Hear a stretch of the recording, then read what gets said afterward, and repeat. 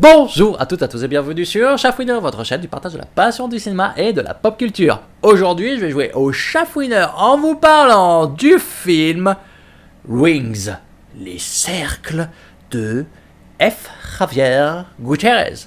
Mais avant d'aller plus loin dans la présentation du synopsis du film, vous connaissez la chanson habituelle. Mais oui, si vous entendez du bruit autour de moi, c'est normal parce que les animaux sont parmi nous. Chat et Toutoune sont là, mais surtout disons coucou à notre Twitch, colonisatrice et cadreuse, coucou. Ah que coucou. Synopsis. Une jeune femme s'inquiète pour son petit ami lorsqu'il commence à s'intéresser au mystère entourant une vidéo censée tuer celui qui la regarde 7 jours après l'avoir visionnée. Et ça veut rien dire comme phrase. Elle se sacrifie pour sauver son petit ami et fait alors une terrifiante découverte. Il y a un film dans le film que personne n'avait encore vu. Ouais, si j'ai dit que c'est bizarre comme phrase, ben oui, c'est logique que ça tue quiconque la regarde après l'avoir visionné. Merci Captain Obvious. Donc, Rings, c'est le 3e opus de la saga Ring version US. Ring, à la base, c'est un film japonais de Hideo Nakata qui est sorti en 1998, qui est l'adaptation du roman Ring de Koji Suzuki. Et au final, de par le succès côté nippon, les États-Unis se sont dit on va l'adapter à notre sauce. C'est pour ça qu'en 2002 est sorti le Ring de Gore Verbinski, puis ensuite est sorti Ring 2 avec Hideo Nakata à la barre en 2005. Bon, ça c'est un petit peu la jeunesse des projets, mais regardez bien le délai.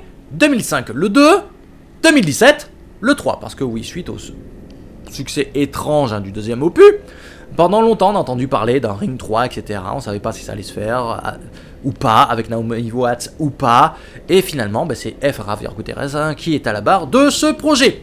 Un projet qui, au final, on va pas se cacher, le film, il commence super bien, séquence dans un avion qui se crache, tout ça, quelqu'un qui a regardé une vidéo qui se trouve dans l'avion, blablabla, bon au final l'avion se crache, etc.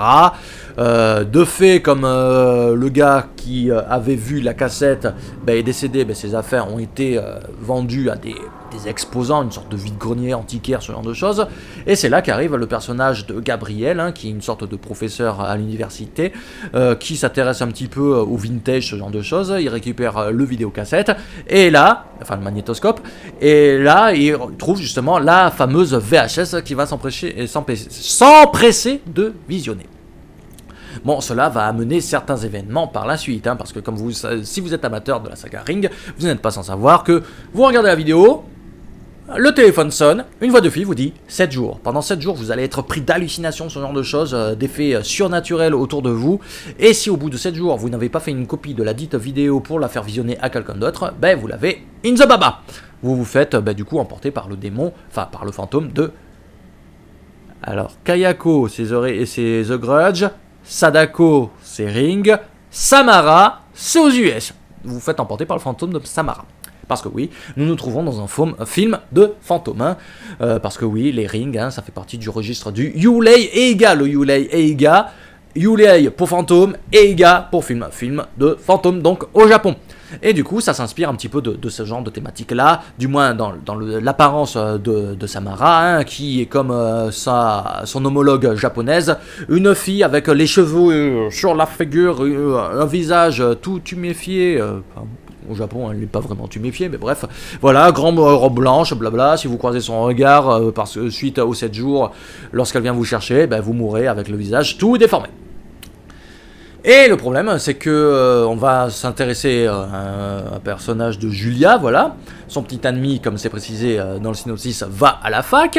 Le problème, c'est qu'il se fait happer par le cercle du Seven. Enfin, pas le cercle du Seven, mais les gens qui s'appellent le Seven, c'est une sorte de groupe secte étrange qui font une sorte de trip bizarre autour de la vidéo de Samara. Ils s'amusent à la regarder, ensuite à tirer des photos de leur visage lorsqu'ils sont déformés, lorsque les premiers effets de la malédiction commencent à faire effet, pour ensuite faire passer la vidéo à une autre personne, etc. etc.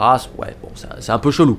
Le problème, c'est qu'il y a un couac, il y a le personnage de Sky qui n'a pas eu le temps de faire, dans les temps, de montrer la vidéo à une autre personne, et elle va en mourir. Bon, c'est ce qui va faire que le personnage de Gabriel, qui est un peu le gourou de cette secte là, va perdre un petit peu de son crédit, mais au final, oui, le petit copain de Julia, lui, il a vu la vidéo, il est un peu dans la panade. Bon, Julia, elle va se dire, ah, je le savais, donc elle regarde la vidéo, mais le problème, c'est que les choses se passent pas comme d'habitude.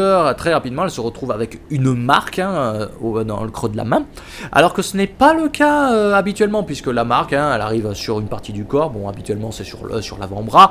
Ici, ça arrive un peu sur n'importe où dans le corps. Donc Julia, avec l'aide de Gabriel et de son petit copain, va enquêter justement sur le passé de Samara, va essayer de décoder cette vidéo dans la vidéo que personne n'avait encore jamais vue. Et ça va l'emmener, donc sur les traces de Samara. Le problème, c'est que, grosso modo, ça c'est l'histoire du film, je vais pas vous en spoiler davantage, mais c'est que ce film, autant il est censé faire suite à Ring 2, mais, en même temps, ça pourrait très bien être un premier opus, parce que il y a très peu de liaison avec ce qui s'est fait dans le passé, et c'est vous dire, pourquoi je dis ça, parce que ça fait même un doigt au Ring 2, parce que Hideo Nataka dans son Ring 2, il était parti dans un trip un peu particulier, la mère de Samara, la vraie mère de Samara, était, le personnage de Naomi Watts l'a retrouvé dans un institut psychiatrique à mes souvenirs. Il y avait tout un trip comme quoi le fantôme de Samara, enfin la réelle identité de Samara, c'était dû à un démon des eaux, un truc dans le genre. Et le film se concluait avec une sorte de réalité qui basculait, comme si le personnage de Naomi Watts se retrouvait dans la vidéo. Et là, ça explore une énième fois les origines de Samara. Et le problème, c'est que quand on regarde un film de ce type, bon, on va avoir peur.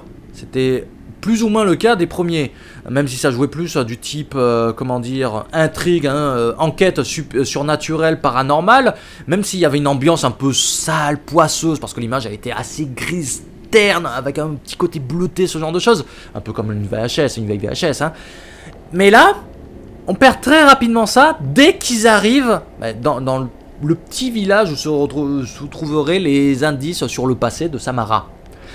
On perd très rapidement ça, et justement, on perd les apparitions de Samara. Je pense que là, il faut les compter sur les doigts d'une main. Et malheureusement, j'aime dire dans un film d'horreur que moins on le voit, plus il fait peur. Et ici, pas du tout.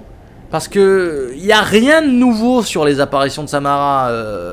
Certes, à part l'introduction qui est quand même dantesque. Ouais, ça va, on l'a vu 50 000 fois sortir d'un écran de télévision, ça fait plus peur. Il y a quelques idées intéressantes. Par exemple, à un moment, Gabriel, suite à avoir vu la vidéo, il se rend compte qu'il pleut chez lui. Enfin, il pleut dehors, mais l'eau, elle monte à l'envers, et le puits, il apparaît en fond comme ça fait zzz, zzz, avec le puits qui apparaît de temps à autre comme ça. Ça, c'est intéressant. Mais voilà, encore une fois, ça c'est avant, c'est au tout début du film, et après, dans le village, c'est une enquête banale. En plus, l'antagoniste, excuse-moi, mais c'est grossier, on se retrouverait presque. C'est un peu un classique des films d'horreur, toute la finalité de l'histoire de Samara. Sauf le final qui ouvre une porte pour une éventuelle suite. Mais le problème, c'est que si les événements scénaristiques de ce final avaient été instaurés petit à petit, vraiment dans l'évolution du film, peut-être que ça aurait changé le film de bout en bout et lui aurait donné une atmosphère un petit peu plus pesante, angoissante, dans le sens où, il y a ça qui arrive, faut peut-être tenter de l'empêcher, on y est peut-être arrivé, mais au final non, du coup il arrive ce qui doit arriver. J'en dis pas plus. Voilà moi comment j'ai ressenti grosso modo ce film, que je trouve quand même très décevant. Je préfère encore regarder les Sadako 3D et Sadako 3D2. Si vous voulez rire, regardez Kayako versus Sadako. même si quand même par moment il est un petit peu glaucouné. Hein, c'est des films japonais là dont je vous parle. Mais voilà, moi, grosso modo, hein, la musique en soi aussi, hein, elle est bien, bien prenante. Hein. Mais il y avait un dernier point que je voulais dire sur... Ah oui, voilà. Malheureusement, je crois qu'ils se sont plantés un moment dans le film, puisque Samara, au final, on dirait la faucheuse dans la mort dans les destinations finales, puisque on sait pas quand on regarde Rings, on regarde le début, on se dit putain, destination finale 6. Voilà, moi j'ai dit ce que j'avais à en dire. Toi t'as trouvé comme Mam. Ok, bon. Peut-être que c'est le cas aussi pour vous, hein. Si c'est le cas, n'hésitez pas à m'en faire part dans les commentaires, hein. Vous savez, ça sera avec plaisir que j'en discuterai avec vous. Ceci étant dit, hein, n'oubliez pas la chanson habituelle, likez, partagez, commentez, abonnez-vous, cliquez sur la petite cloche pour être notifié des prochaines vidéos. Ceci étant dit, j'ai pas plus à vous dire. Je vous dis donc, à la prochaine. C'est dommage, ils ont trop américanisé. Après, ils le faisaient le même film avec un même nom, un autre truc. Ça aurait pu être bien. Mais là, dommage. Bonjour à toutes et à tous et bienvenue sur Chafouineur, votre chaîne du partage du chaîne. Bonjour à toutes et à tous et bienvenue dans Chafouineur. Non ou sur, je suis perdu à chaque fois. Bon. Voilà.